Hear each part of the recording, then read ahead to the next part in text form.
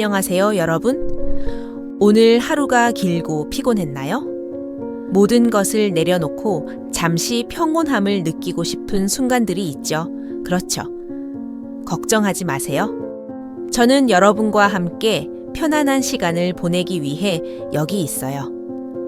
따뜻하고 부드러운 마음을 감싸주는 듯한 이야기를 들려드릴게요. 이 이야기가 여러분에게 작은 위로와 미소를 선사하길 바랍니다. 편안한 밤, 그리고 아름다운 꿈을 꾸시길. 좋은 밤 되세요.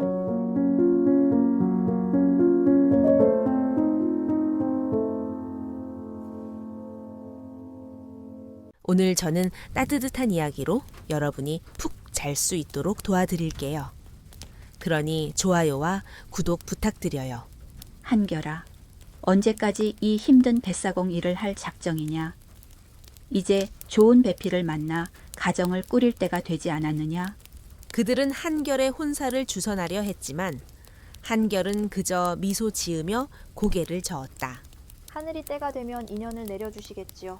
그의 손은 언제나 노 위에, 그의 마음은 강변을 떠나지 않았다. 이 나이에도 어머니를 그리워하다니 어찌 이리 어리석은가. 그는 한숨을 내쉬며 강물에 자신의 속내를 흘려보냈다. 뱃사공님, 제발 저와 이 아이를 강 건너로 데려다 주세요. 그녀의 목소리에는 떨림이 묻어 있었고 한결은 그녀의 눈에서 말로 다 할 수 없는 고통을 읽었다. 망설임 없이 배에 오른 한결은 힘껏 노를 저었다. 강을 건너는 동안 멀리서 횃불이 어른거리고 사람들의 그림자가 어지럽게 움직였다. 여인은 아기를 품에 꼭 안고 배의 바닥에 웅크렸다. 이상한 예감에 사로잡힌 한결은 등불을 끄고 그녀 곁에 몸을 낮췄다. 낯선 이를 이렇게 따뜻하게 돌봐준 은혜, 어찌 갚을 수 있겠습니까? 한결은 아무 질문도 하지 않고 그녀를 위해 따뜻한 밥상을 차렸다. 배실이 없는 날이면 그는 자주 그녀의 집을 찾아 아기와 그녀의 안부를 살폈다.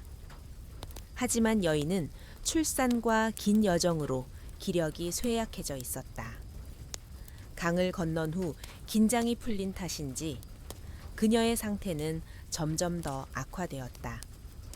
한결은 그녀가 관군에게 쫓기는 신분일지도 모른다는 의심에 의원을 부르지 않고 조심스럽게 그녀를 돌보았다. 당신의 따뜻한 보살핌에 어찌 감사함을 다 전할 수 있겠습니까? 하지만 제 몸은 더 이상 버틸 힘이 없습니다. 이 아이를 당신에게 맡기겠습니다. 제 보따리 속에 약간의 보석이 있습니다. 그것으로 이 아이를 가족으로 삼아 키워주세요. 그리고 이 아이의 발목에 비취 왕관을 채워주시어 언제나 어미의 흔적을 간직하게 해주세요. 말을 마친 그녀는 더 이상 말을 잇지 못하고 조용히 눈을 감았다. 이 아이는 내 혈육은 아니나 하늘이 내게 맡긴 운명이구나. 한결은 아이를 친자식처럼 키우기로 결심했다. 한결아, 젊은 사내가 어찌 저작거리에서 아이를 키우겠느냐? 이리 하면 혼인할 기회를 놓치지 않겠느냐? 그러나 한결은 미소로 답했다. 괜찮습니다. 이 아이는 하늘이 내린 복입니다. 마을에는 한결이 아이를 낳았다는 소문이 퍼졌고 일부는 그를 비난하기도 했다.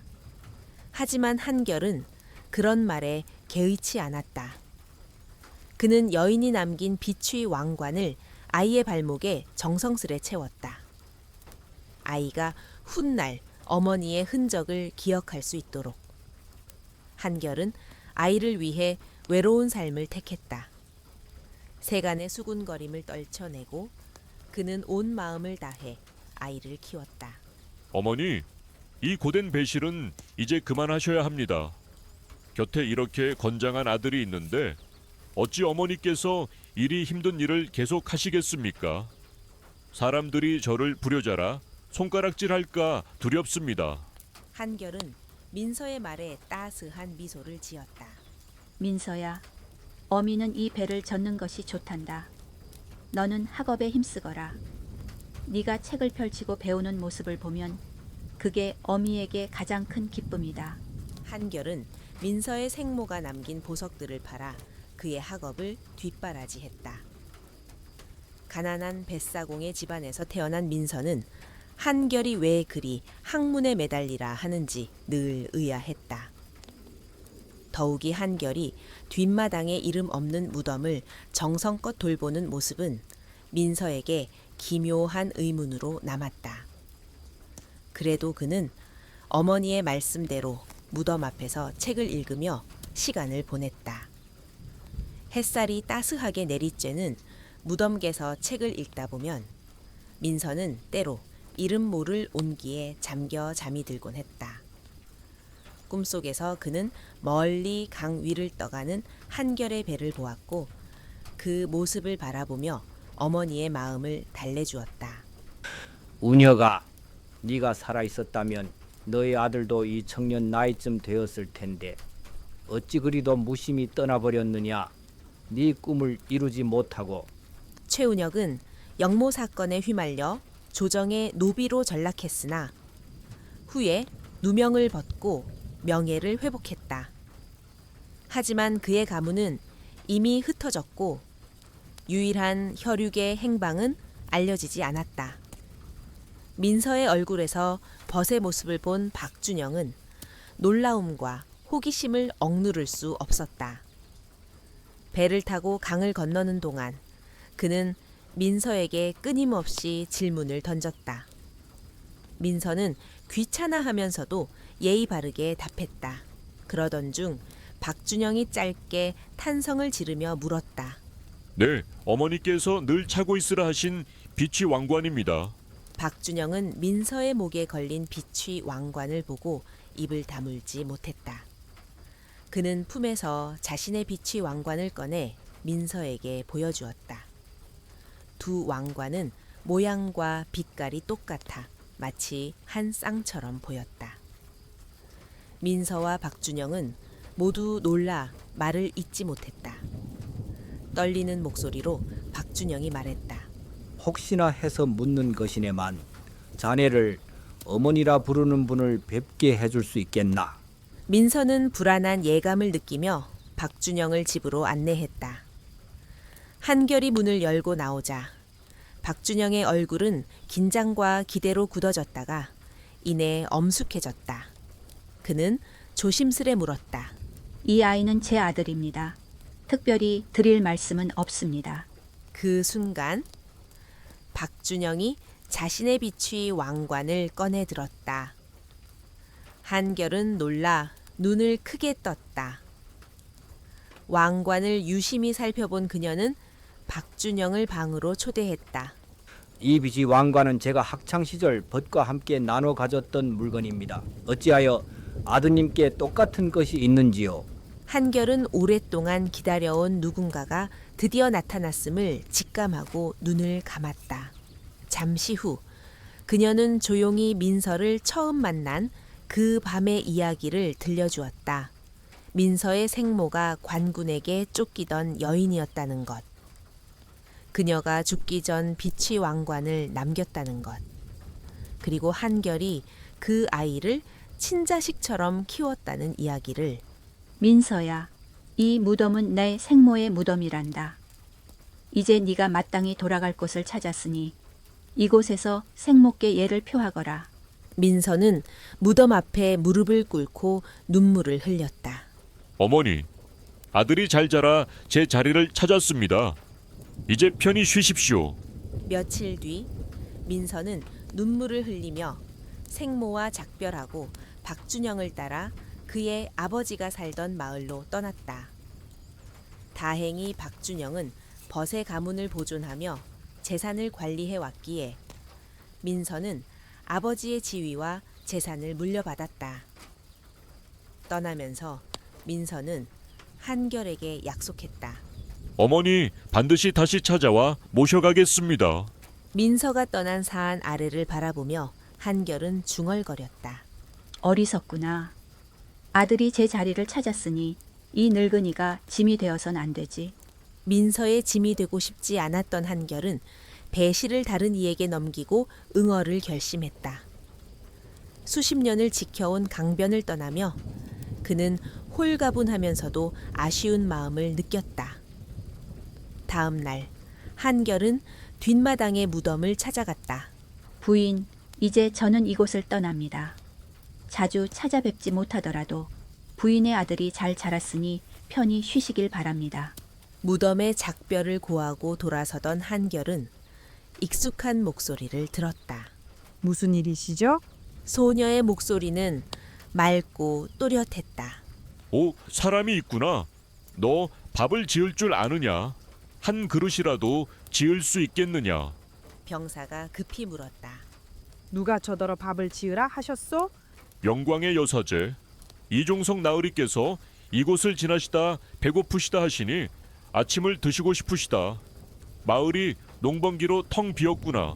농번기라 모두 들판에 나갔습니다. 그러니 제가 나으리를 모시겠습니다. 소녀의 말은 짧고 정중했으며 눈빛에는 자신감이 넘쳤다. 네가 할 수 있겠느냐? 병사는 반신반의하며 물었다.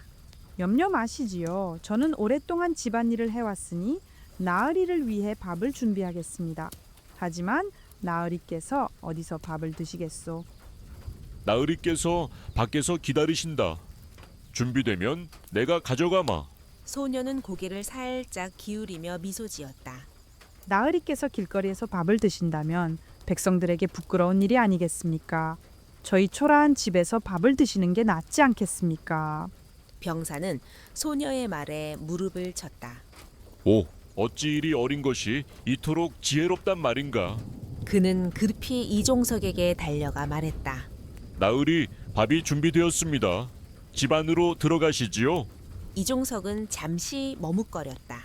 고위 관료가 민가에 들어가 밥을 먹는다면 체면이 깎이지 않겠느냐? 소문이라도 퍼지면 어쩌나? 이 소녀가 말하길 나으리께서 길거리에서 밥을 드신다면 백성들에게 부끄러운 일이라 하였습니다. 참으로 사려 깊은 아이입니다. 오, 어린 소녀가 그런 말을 했다니. 이종석은 호기심에 이끌려 소녀의 집으로 향했다. 초가집의 작은 마당은 단정하게 정리되어 있었고 그녀는 눈길을 사로잡았다. 소녀는 이종석과 수행원들을 집 안으로 정중히 안내한 뒤 서두르거나 당황하지 않고 차분히 밥을 준비했다. 저 이름은 은비, 나이는 13살입니다. 이종석은 은비를 바라보며 물었다. 아가야, 네 아버지는 누구냐? 어찌하여 네 어머니를 뵙지 못했느냐? 은비는 맑고 투명한 눈빛으로 대답했다. 제 아버지는 일찍 세상을 떠나셨고 집안의 종으로 묶여 계셨습니다. 어머니는 들판에서 일하고 계십니다.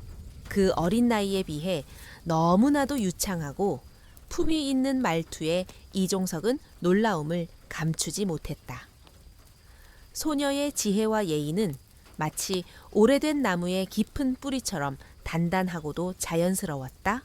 이것은 내가 너에게 주는 선물이다. 소중히 간직하거라. 은비가 머뭇거리자 이종석은 웃으며 농을 던졌다. 어서 바꿔라. 내가 너에게 초이단을 얻으려 이 부채를 주는 것이니. 초이단이라 하시니 혼리의 때 신랑 집에서 신부 집으로 보내는 청홍의 비단을 말씀하시는지요? 그 말에 이종석뿐 아니라 곁에 있던 신하들까지 놀라 입을 다물지 못했다.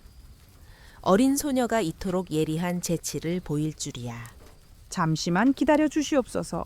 그녀는 계단을 올라 집 안 깊은 곳에 숨겨진 장롱 속에서 붉은 보자기를 꺼내왔다. 나으리, 이 붉은 보자기는 제가 아끼는 물건입니다. 초이단을 빈손으로 받을 수는 없으니 이 보자기를 드리겠습니다. 부채를 이 위에 올려놓아 주시옵소서. 은비의 말은 이종석과 신하들을 또 한 번 놀라게 했다. 그녀의 지혜와 품격은 어린 나이를 초월해 모두를 압도했다. 은비는 조심스레 2개의 부채를 붉은 보자기 위에 올려놓고 방 안으로 들어갔다.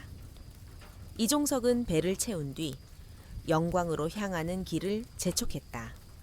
나리, 3년 전 영광 근처의 마을을 지나시다 한 소녀가 아침을 대접했던 일이 있으신지요?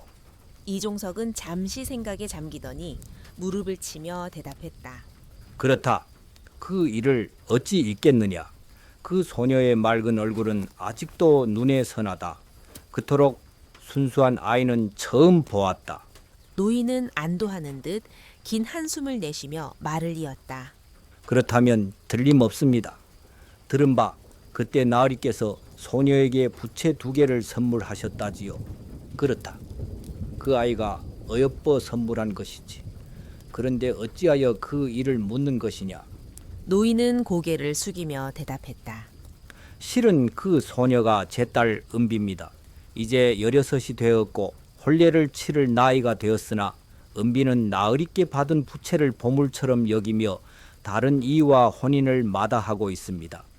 달래고 화를 내어도 그 마음이 변치 않으니 어찌할 바를 몰라 나으리를 찾아왔습니다. 이종석은 놀라움과 기쁨이 뒤섞인 마음으로 말했다. 오, 그 아이의 마음이 그토록 깊다니 어찌 외면할 수 있겠느냐. 좋은 날을 택해 그를 맞이하겠노라. 그대는 그리 전하라. 그리하여 이종석은 3년 전 단 한 번의 아침을 대접받은 은비를 첩으로 맞았다. 얼마 뒤 이종석의 정실 부인이 세상을 떠나자 은비는 그 자리를 이어 가문을 이끌었다. 그녀는 정실 부인의 아들 이윤재를 친자식처럼 정성껏 돌보았으며 가문의 모든 일을 빈틈없이 살폈다. 오늘 내가 평생의 소원을 말하고자 하니 모두 들어주겠느냐? 그녀의 눈에는 눈물이 고였으나 이를 억누르며 단호히 말했다. 어머니께서는 우리 삼형제를 정성껏 기르시고 이 가문을 지키셨습니다. 어찌 어머니의 소원을 들어드리지 않겠습니까? 말씀해 주시옵소서. 은비는 새 아들을 따스한 눈빛으로 바라보며 입을 열었다. 나는 이 가문의 첩으로 들어와 2 아들을 낳았으나 이 나라의 풍속은 서자를 인정하지 않는다. 태윤과 태형이 재능과 품격이 뛰어남에도 서자의 굴레 때문에 늘 가슴이 아팠다. 이윤재는 경악하며 외쳤다. 어머니, 무슨 말씀을 하시는 겁니까? 그러나 은비의 결심은 이미 굳어 있었다. 나는 이미 마음을 정했다. 망설일 필요 없다. 다만 태윤과 태형을 서자라 부르지 않겠다고 약속한다면 나는 기꺼이 저승으로 가리라. 눈물을 참지 못한 그녀는 얼굴을 땅에 묻고 어깨를 떨었다. 가족과 새 아들은 침묵 속에서 그녀의 소원을 받아들였다. 어머니의 소원을 이루겠습니다. 어찌하여 이렇게 떠나셨습니까? 이태윤은 오열하며 어머니를 불렀다. 모든 것은 어머니 덕분이다. 어머니의 희생이 나를 이 자리에 올려놓았다.